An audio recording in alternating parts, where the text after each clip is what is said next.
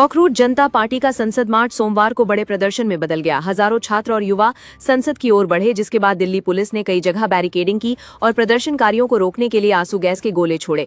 सुरक्षा कारणों से संसद भवन का मुख्य प्रवेश द्वार भी कुछ समय के लिए बंद कर दिया गया। आंदोलन को खत्म करने के लिए केंद्र सरकार और सीजेपी के बीच बातचीत हुई, लेकिन कोई सहमति नहीं बन सकी। केंद्रीय मंत्री जेपी नड्डा ने पार्टी प्रवक्ता सौरभ दास और आशुतोष रांका से मुलाकात की, फिर भी छात्र पेपर लीक की सीबीआई जांच, परीक्षा सुधार और शिक्षा मंत्री धर्मेंद्र प्रधान के इस्तीफे की मांग पर अड़े रहे। छात्रों के आंदोलन को अब विपक्ष का भी खुला समर्थन मिल गया है। समाजवादी पार्टी के 37 सांसद प्रदर्शनकारियों के साथ संसद तक पहुंचे, जबकि कई अन्य विपक्षी दलों ने भी इसे युवाओं की लड़ाई बताते हुए सरकार से तुरंत समाधान निकालने की मांग की। शिक्षा मंत्री धर्मेंद्र प्रधान पर राजनीतिक दबाव लगातार बढ़ता जा रहा है। प्रधानमंत्री नरेंद्र मोदी और गृह मंत्री अमित शाह ने उनसे मुलाकात कर पूरे घटनाक्रम की जानकारी ली। विपक्ष का आरोप है कि लगातार हो रहे पेपर लीक के लिए राजनीतिक जवाबदेही तय होनी चाहिए। लंबे समय से अनशन पर चल रहे सोशल एक्टिविस्ट सोनम वांगचुक ने अस्पताल से कुछ घंटों की छुट्टी मांगी। उन्होंने कहा कि अब स्वास्थ्य पहले से बेहतर है और वो छात्रों के बीच जाकर आंदोलन में अपनी उपस्थिति दर्ज कराना चाहते हैं। डॉक्टरों ने सीमित समय के लिए अनुमति देने पर विचार किया। सीजेपी के संस्थापक अभिजीत दीपके ने 23 दिन बाद अपना आमरण अनशन समाप्त कर दिया। उनके साथ अनशन पर रहे कुछ अन्य छात्रों ने भी स्वास्थ्य कारणों से उपवास तोड़ा, लेकिन आंदोलन जारी रखने और शिक्षा सुधार की लड़ाई को और तेज करने का ऐलान किया। संसद के मॉनसून सत्र के पहले ही दिन भारी हंगामा देखने को मिला। लोकसभा और राज्यसभा की कार्यवाही 4 बार स्थगित करनी पड़ी, क्योंकि विपक्ष लगातार पेपर लीक, बेरोजगारी और शिक्षा व्यवस्था के मुद्दे पर सरकार से जवाब मांगता रहा। कांग्रेस अध्यक्ष मल्लिकार्जुन खड़गे ने संसद के भीतर पेपर लीक का मुद्दा जोरदार तरीके से उठाया। वहीं बिहार विधानसभा परिसर में विपक्षी विधायकों ने भी शिक्षा मंत्री धर्मेंद्र प्रधान के खिलाफ प्रदर्शन किया और परीक्षा प्रणाली में व्यापक सुधार की मांग रखी। संसद सत्र के दौरान राहुल गांधी और समाजवादी पार्टी प्रमुख अखिलेश यादव की बंद कमरे में अहम बैठक हुई। दोनों नेताओं ने विपक्षी एकजुटता, संसद में साझा रणनीति और सरकार को विभिन्न मुद्दों पर घेरने की योजना पर विस्तार से चर्चा की। त्रिपुरा के पुलिस डीजीपी अनुराग धनखड़ का शव पुलिस मुख्यालय में संदिग्ध परिस्थितियों में मिलने से सनसनी फैल गई है। शुरुआती जांच के साथ फोरेंसिक टीम भी मौके पर पहुंची है और पुलिस हर एंगल से मामले की जांच कर रही है। पश्चिम एशिया में हालात लगातार गंभीर बने हुए हैं। अमेरिका ने ईरान के कई सैन्य ठिकानों पर फिर एयर स्ट्राइक की, जबकि जवाब में ईरान समर्थित समूहों की गतिविधियां भी तेज हो गई हैं। क्षेत्र में तनाव कम होने के फिलहाल कोई संकेत नहीं मिल रहे। इजरायली सेना ने कहा है कि यदि हालात बिगड़ते हैं तो वो दोबारा बड़े सैन्य अभियान के लिए पूरी तरह तैयार है। रक्षा अधिकारियों का मानना है कि किसी भी समय संघर्ष दोबारा तेज हो सकता है, जिससे पूरे मध्य पूर्व में अस्थिरता बढ़ने की आशंका है। ब्रिटेन में एंडी बर्नहम नए प्रधानमंत्री चुने गए हैं। पिछले 10 वर्षों में ये देश के 7वें प्रधानमंत्री होंगे। वहीं पाकिस्तानी मूल की शबाना महमूद को वित्त मंत्री बनाए जाने की चर्चाओं ने ब्रिटेन की राजनीति में नई हलचल पैदा कर दी है। निर्वासित ईस्ट तुर्किस्तान सरकार ने चीन और तुर्की के बढ़ते रक्षा सहयोग की कड़ी आलोचना की है। संगठन का कहना है कि ये सहयोग उइगुर, कजाक, किर्गिज और अन्य तुर्क समुदायों के मानवाधिकारों की अनदेखी करता है। पाकिस्तान ने संयुक्त राष्ट्र में एक बार फिर कश्मीर मुद्दा उठाने की कोशिश की है। विश्लेषकों का मानना है कि पाकिस्तान अधिकृत कश्मीर में चल रहे विरोध प्रदर्शनों और आंतरिक असंतोष से ध्यान हटाने के लिए ये कदम उठाया गया है। भारत ने सेमीकंडक्टर सेक्टर के लिए अब तक की सबसे बड़ी रणनीति तैयार की है। लगभग 27 लाख करोड़ रुपए के निवेश और प्रोत्साहन के जरिए 2032 तक भारत को दुनिया के शीर्ष 5 चिप निर्माण केंद्रों में शामिल करने का लक्ष्य रखा गया है। एयर इंडिया अगले 18 महीनों में अपने बेड़े में 60 नए विमान शामिल करेगी। कंपनी का कहना है कि इससे घरेलू और अंतर्राष्ट्रीय उड़ानों की संख्या बढ़ेगी, यात्रियों को बेहतर सेवा मिलेगी और समय पर उड़ानों का प्रदर्शन भी सुधरेगा। रोहित शर्मा ने लॉर्ड्स में ऐतिहासिक शतक लगाकर नया रिकॉर्ड अपने नाम किया। वो इंग्लैंड की धरती पर सबसे ज्यादा वनडे शतक लगाने वाले विदेशी बल्लेबाज बन गए। विराट कोहली के साथ उनकी 21वीं शतकीय साझेदारी भी भारतीय क्रिकेट के लिए नया रिकॉर्ड बनी। अभिनेत्री अर्चना पूरन सिंह ने कहा कि उन्हें लंबे समय से फिल्मों में मजबूत किरदार नहीं मिल रहे हैं। उन्होंने इच्छा जताई कि यदि अच्छी कहानी और दमदार भूमिका मिले तो वो बड़े पर्दे पर दोबारा वापसी करना चाहेंगी।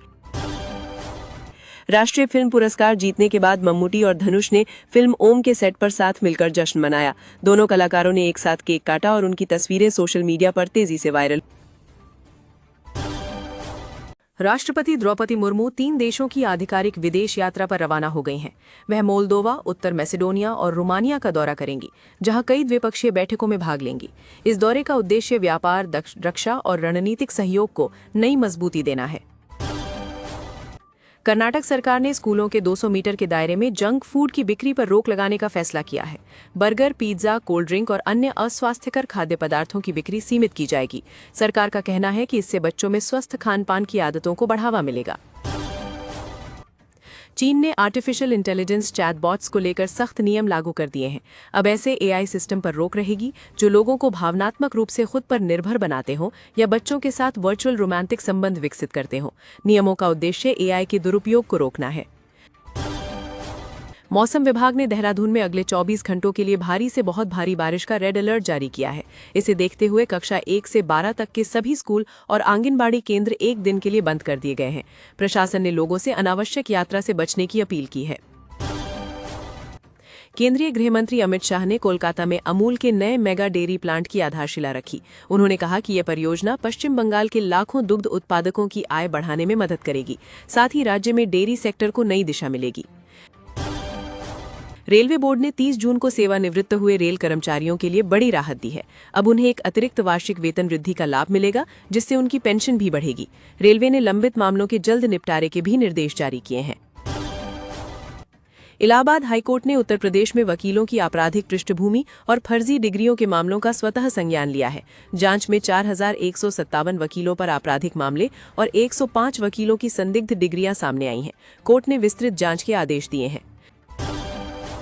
मध्य प्रदेश कैबिनेट ने मुख्यमंत्री मोहन यादव की अध्यक्षता में समान नागरिक संहिता यानी यूसीसी के मसौदे को मंजूरी दे दी है। सरकार इसे मानसून सत्र में विधानसभा में पेश करेगी। हालांकि आदिवासी समुदाय को इस कानून के दायरे से बाहर रखा गया है।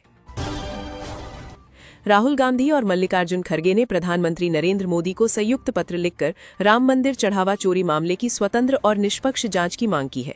उन्होंने जांच रिपोर्ट सार्वजनिक करने और दोषियों पर कड़ी कार्रवाई की भी मांग उठाई है। बिहार लोक सेवा आयोग ने 72वीं संयुक्त प्रतियोगिता परीक्षा फिलहाल स्थगित कर दी है। आयोग ने कहा कि नई परीक्षा तिथि जल्द घोषित की जाएगी। लाखों अभ्यर्थियों को आधिकारिक वेबसाइट पर अपडेट देखने की सलाह दी गई है। उद्धव ठाकरे ने नागपुर से राम रक्षा आंदोलन की शुरुआत करते हुए अयोध्या राम मंदिर चढ़ावा चोरी मामले की निष्पक्ष जांच की मांग की है। उन्होंने कहा कि धार्मिक स्थलों से जुड़े मामलों में पारदर्शिता जरूरी है। इस बयान के बाद महाराष्ट्र की राजनीति गर्मा गई है।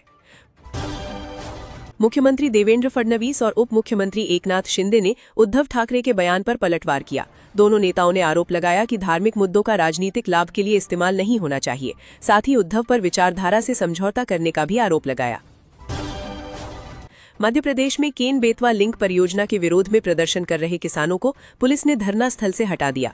किसान उचित मुआवजा, पुनर्वास और परियोजना पर पुनर्विचार की मांग कर रहे थे। कई किसान पिछले 2 सप्ताह से भूख हड़ताल पर बैठे थे। नीट पेपर लीक मामले में सीबीआई ने लातूर के एक कोचिंग सेंटर पर छापेमारी की। एजेंसी ने करीब 3 घंटे तक दस्तावेजों की जांच की और संबंधित लोगों से पूछताछ की। जांच में नए सुराग मिलने की संभावना जताई जा रही है। ईरान ने दावा किया है कि उसने खुजिस्तान प्रांत में अमेरिकी MQ-9 रीपर ड्रोन को मार गिराया है। वहीं अमेरिका ने लगातार 8वीं रात ईरानी ठिकानों पर हवाई हमले किए हैं। दोनों देशों के बीच तनाव लगातार बढ़ता जा रहा है। बिहार में बेलवा मीनापुर लिंक चैनल का उद्घाटन किया गया। सरकार का दावा है कि इससे शिवहर, सीतामढ़ी और मुजफ्फरपुर के लाखों किसानों को सिंचाई सुविधा मिलेगी। साथ ही बाढ़ नियंत्रण में भी मदद मिलने की उम्मीद है। लगातार भारी बारिश के कारण श्री माता वैष्णो देवी यात्रा एहतियातन रोक दी गई है। करीब 10,000 श्रद्धालु कटरा में रुके हुए हैं। प्रशासन ने मौसम सामान्य होने के बाद यात्रा दोबारा शुरू करने का आश्वासन दिया है। महाराष्ट्र में डॉक्टरों से मारपीट के आरोपी शिवसेना पार्षद रमेश महात्रे ने पुलिस के सामने आत्मसमर्पण कर लिया। अदालत ने उन्हें 14 दिन की न्यायिक हिरासत में भेज दिया है। इससे पहले बॉम्बे हाईकोर्ट उनकी अग्रिम जमानत याचिका खारिज कर चुका था। संसद के मानसून सत्र से पहले हुई सर्वदलीय बैठक में विपक्षी दलों ने वॉकआउट किया। विपक्ष का आरोप है कि टीएमसी के बागी गुट को बिना आधिकारिक मान्यता के बैठक में बुलाया गया। सरकार ने कहा कि संसद सुचारू रूप से चलाने के लिए सभी दलों का सहयोग जरूरी है। डीएमके ने एक बार फिर परिसीमन पर अपना रुख दोहराते हुए कहा कि दक्षिणी राज्यों की सीटें कम नहीं होनी चाहिए। पार्टी का कहना है कि जनसंख्या नियंत्रण करने वाले राज्यों के साथ अन्याय नहीं होना चाहिए। इस मुद्दे पर संसद में जोरदार बहस की संभावना है। जम्मू कश्मीर के पुंछ जिले के लोअर मुर्रा इलाके में अचानक आई बाढ़ से बड़ा हादसा हुआ। शुरुआती जानकारी के अनुसार 8 लोगों की मौत हो गई, जबकि कई लोग लापता बताए जा रहे हैं।